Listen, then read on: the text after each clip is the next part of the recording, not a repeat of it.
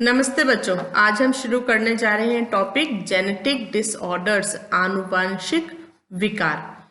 तो जब कोई हमारे शरीर में कोई बीमारी हमारे जीन्स के कारण आती है, गुणसूत्रों के कारण या हमारे जीन्स के कारण आ जाती है, तो वह आनुवंशिक विकार कहलाती है। देखो बच्चों, एक बात हम जानते हैं कि हमारे जो गुणसूत्र हैं वो जीन के वाहक हैं, यानी कि गुणसूत्रों के ऊपर जीन्स लगे हुए रहते हैं। ठीक है, तो अब चाहे तो हमारे गुणसूत्र में कोई समस्या उत्पन्न हो या जीन के अंदर कोई परिवर्तन आ जाए, तो ये दोनों स्थितियां आनुवंशिक विकार का कारण बनती है। आनुवंशिक विकारों को हमने दो प्रकारों में विभाजित किया है, पहला मेंडेलीय विकार और दूसरा गुणसूत्रीय विकार। यहाँ पर अपन इसका तुलनात्मक अध्ययन करेंगे। तो देखो, सबसे पहले मैं आपको बताने जा रही हूँ मेंडेलीय विकार किसे कहते हैं। तो ये ऐसे विकार होते हैं जो एकल जीन, ये पॉइंट बिल्कुल याद रखना, एकल जीन का अर्थ क्या है? ये एक गुणसूत्र है, इस गुणसूत्र के ऊपर हम जानते हैं कि बहुत सारे जीन्स लगे हुए हैं। ठीक है, तो हम जिस विकार की बात करने जा रहे हैं वो किसी एक जीन के रूपांतरण या उत्परिवर्तन के कारण उत्पन्न होता है। ठीक है, तो पूरे गुणसूत्र में कोई परिवर्तन नहीं आ रहा, यहाँ पर परिवर्तन सिर्फ एक जीन की संरचना में आ रहा है। और उसका कारण क्या है? या तो उसमें कुछ रूपांतरण हो गया या म्यूटेशन, उत्परिवर्तन हो गया। ठीक है, इसके कारण ये इसकी संरचना बदल गई। और ये जो मेंडेलीय विकार है, ये चाहे लिंग गुणसूत्र हो या अलिंग गुणसूत्र हो, दोनों के गुणसूत्रों पर उपस्थित जीन के अंदर ये परिवर्तन आ सकता है। ठीक है, तो यहाँ पर ऐसा कुछ नहीं है कि भाई लिंग गुणसूत्र के ऊपर ये परिवर्तन नहीं आएगा या अलिंग गुणसूत्र के ऊपर ये परिवर्तन नहीं आएगा। तो जीन चाहे वो अलिंग गुणसूत्र के ऊपर स्थित हो, अलिंग गुणसूत्र यानी कि ऑटोसोम, या वो लिंग गुणसूत्र यानी कि सेक्स क्रोमोसोम, तो चाहे कोई भी गुणसूत्र है, अलिंग गुणसूत्र है या लिंग गुणसूत्र है, इनके ऊपर कोई भी जीन जो है उसकी संरचना में परिवर्तन आ जाए तो वह मेंडेलीय विकार कहलाएगा। बिल्कुल ध्यान रखना, यहाँ पर जीन की संरचना में परिवर्तन आ रहा है, गुणसूत्र के पूरे गुणसूत्र के ऊपर इसका कोई प्रभाव नहीं है। अब इसको कंपेयर करते हैं हम गुणसूत्रीय विकारों के साथ में। तो देखो, गुणसूत्रीय विकार में क्या होता है? एक या अधिक गुणसूत्रों की नंबर 1 या तो अनुपस्थिति, नंबर 2 या अधिकता, नंबर 3 असामान्य विन्यास। इसके कारण अब देखो यहाँ 3 स्थितियां हुई। पहला काम, ये जैसे एक गुणसूत्र है, एक गुणसूत्र की अनुपस्थिति यानी कि ये किसी तरह से हट गया। दूसरा, कोई एक गुणसूत्र है, उसकी अधिकता, उसकी एक कॉपी होनी चाहिए, अब उसकी जगह उसकी एक से ज्यादा कॉपीज प्रेजेंट है। नंबर 3 असामान्य विन्यास, यानी कि ये एक गुणसूत्र है, इसकी पोजीशन यहाँ थी, अब ये यहाँ नहीं है, इसका नंबर चेंज हो गया। मान लो कोई गुणसूत्र 13वें नंबर पे होना था या 15वें नंबर पे होना था, तो वहां नहीं है, पोजीशन उसकी वो है, लेकिन अब वो वहां नहीं है और उसकी पोजीशन चेंज हो गई, दूसरी जगह पर वो जाके स्थित हो गया, उसका विन्यास असामान्य हो गया। तो इन तीनों कारणों से गुणसूत्रीय विकार उत्पन्न हो जाता है। और ये विभिन्न, दोनों तरह के जो विकार हैं, ये विभिन्न प्रकार के रोगों के कारण बनते हैं। अब बच्चों यहाँ देखो, मेंडेलीय विकार में तो हमने कारण देख लिया कि भाई क्यों हो रहा है, उत्परिवर्तन से हो रहा है। अब यहाँ पर ये जो अनुपस्थिति और अधिकता की हम बात कर रहे हैं, तो ये नंबर कैसे बदलते हैं गुणसूत्र के, ये विकार उत्पन्न कैसे होता है, इसको थोड़ा सा हम और डिटेल में पढ़ते हैं। तो देखो, पहला पॉइंट, एक गुणसूत्र की अधिकता या हानि, गुणसूत्र की अधिकता, नंबर बढ़ गया गुणसूत्र का, या गुणसूत्र की हानि हो गई, नुकसान हो गया, तो इसको हम कहते हैं एन्यूप्लॉइडी, असुगुणिता। ये टर्म याद करना, इसके ऊपर परिभाषा भी पूछी जाती है कि असगुणिता किसे कहते हैं। तो इसको आपको बताना है कि अगर गुणसूत्र की अधिकता हो जाए या गुणसूत्र की हानि हो जाए तो इसको हम एन्यूप्लॉइडी कहते हैं।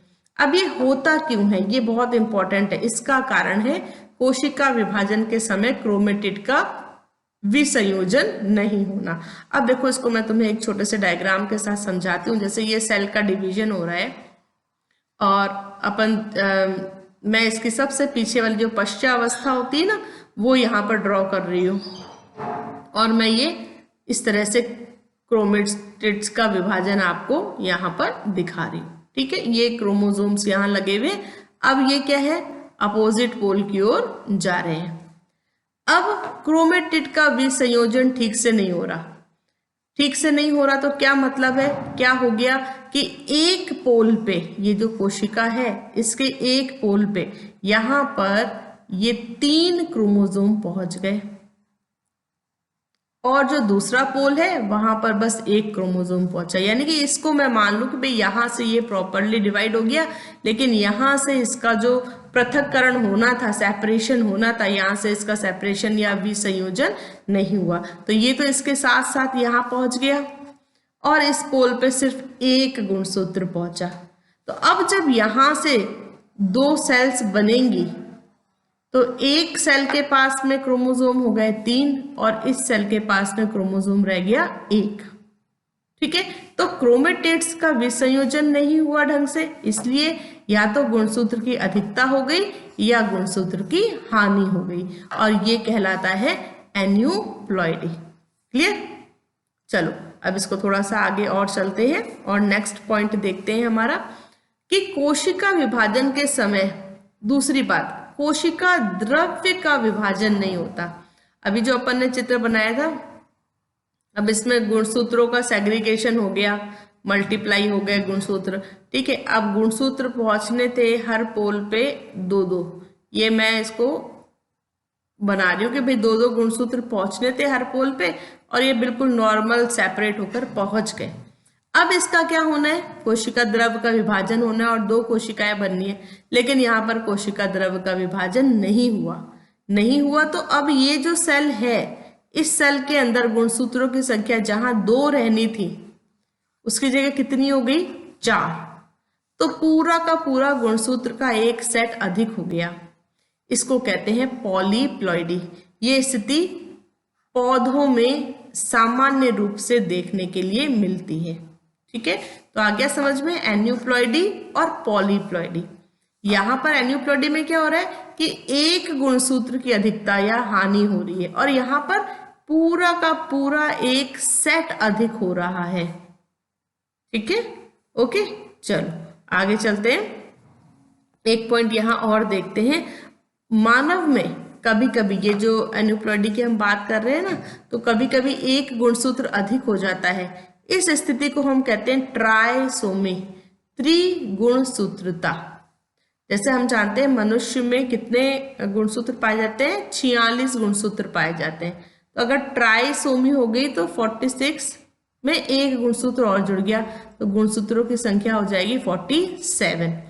और दूसरी स्थिति कहलाती है मोनोसोमी, एक न्यून सूत्रता। एक की कमी हो गई तो गुणसूत्र के एक जोड़े में से एक गुणसूत्र की कमी हो जाती है। तो ये 46 जोड़े गुणसूत्र हैं, इसमें से एक गुणसूत्र की कमी हो गई तो गुणसूत्र कितने बच गए, 45। तो ये कहलाता है एक न्यून सूत्री, मोनोसोमी। तो ये यहाँ पर बच्चों ये 4 अपन को टर्म्स दिखाई दे रही है, एन्यूप्लॉइडी, पॉलीप्लॉइडी, ट्राइसोमी और मोनोसोमी। इन चारों टर्म्स का मतलब क्या है, वो कैसे हो रही हैं, इसको आपको अच्छी तरह से याद करना है। इस पे क्वेश्चंस जरूर बनते हैं। ओके, तो अब अपन मेंडलीय विकार और गुणसूत्रीय विकार के दूसरे पॉइंट्स देखते हैं डिफरेंस के। तो देखो मेंडलीय विकार का सेकंड पॉइंट, इस विकार का अगर हमें अध्ययन करना है तो हम मेंडल के वंशागति के नियमों के अनुसार इसको अध्ययन कर सकते हैं। जैसे मेंडल के वंशागति के नियम में हम कैसे अध्ययन करते हैं, आपको ध्यान है, लिंग निर्धारण वाला पॉइंट अपन ने क्लियर किया था कि भाई 22 जोड़े प्लस लिंग गुणसूत्र, 22 जोड़े प्लस लिंग गुणसूत्र, ये स्थिति है फीमेल्स में, ये स्थिति है मेल्स में। अब हमें इसके गुणसूत्रों का कैसे वंशागति हो रही है उसका अध्ययन करना है। तो हम लोग सिंपल क्या बनाते हैं, यहाँ पर गेमेट्स बनाते हैं, फिर अपन ऐसा पुनेट स्क्वायर बनाते हैं और इसकी वंशागति के अध्ययन को करते हैं। तो मेंडलीय विकारों का तो हम ऐसे अध्ययन कर सकते हैं, लेकिन ये जो गुणसूत्रीय विकार है इसकी वंशागति का अध्ययन हम मेंडल के नियमों के अनुसार नहीं कर सकते। ठीक है, ये है इसका सेकंड पॉइंट। थर्ड पॉइंट देखो, ये प्रभावी भी हो सकते हैं और अप्रभावी भी हो सकते हैं, दोनों प्रकार के हो सकते हैं। ठीक है, लेकिन यहाँ पर ये हमेशा प्रभावी होते हैं, यानी कि अगर किसी गुणसूत्र की कमी आ गई है या कोई गुणसूत्र अधिक हो गया है तो उसका प्रभाव हमें देखने के लिए मिलेगा ही। अब इसके कुछ उदाहरण हैं